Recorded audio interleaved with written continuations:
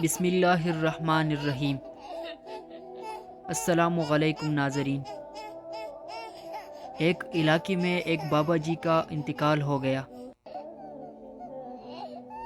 جنازہ تیار ہوا اور جب اٹھا کر قبرستان جانے لگے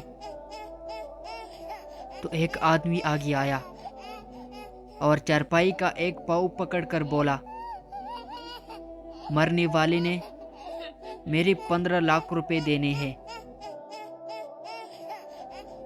پہلے مجھے پیسے دے دو، پھر اس کو دفن کرنے دوں گا۔ آپ تمام لوگ کڑے تماشا دیکھ رہے تھے۔ بیٹوں نے کہا، مرنے والے نے ہمیں کوئی تو ایسی بات نہیں بتائی کہ وہ مقروض ہے، اس لیے ہم پیسے نہیں دے سکتے۔ مرنے والے کی بھائیوں نے کہا، جب بیٹے ذمہ دار نہیں تو ہم کیوں دیں؟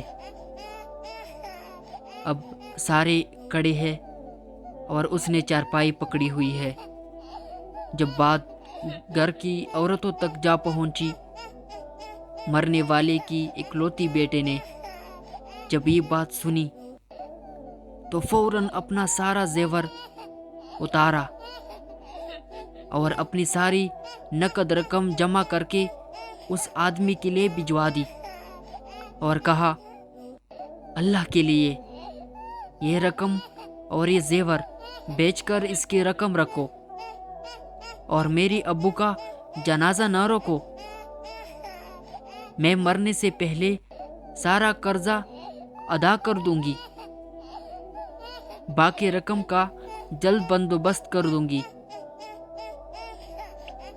اب وہ شخص کھڑا ہوا اور ساری مجمع کو مخاطب کر کے بولا، اصل بات یہ ہے کہ میں نے مرنے والے سے 15 لاکھ لینے نہیں بلکہ اس کی 15 لاکھ دینے ہیں،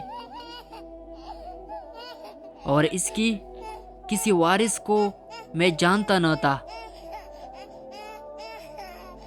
تو میں نے یہ کھیل کھیلا۔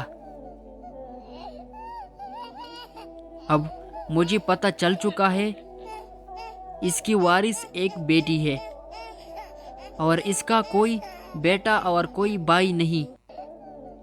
اب بھائی منہ اٹھا کر اسے دیکھ رہے تھے اور بیٹی بھی۔ محترم دوستو، جن کی بیٹیاں ہیں بہت خوش نصیب ہے، لہٰذا بیٹی کی پیدائش پر خوش ہونا چاہیے۔ بیٹیوں کی شریعت میں بہت فضیلت بیان کی گئی ہے۔ جزاک اللہ خیر۔ Thanks for watching.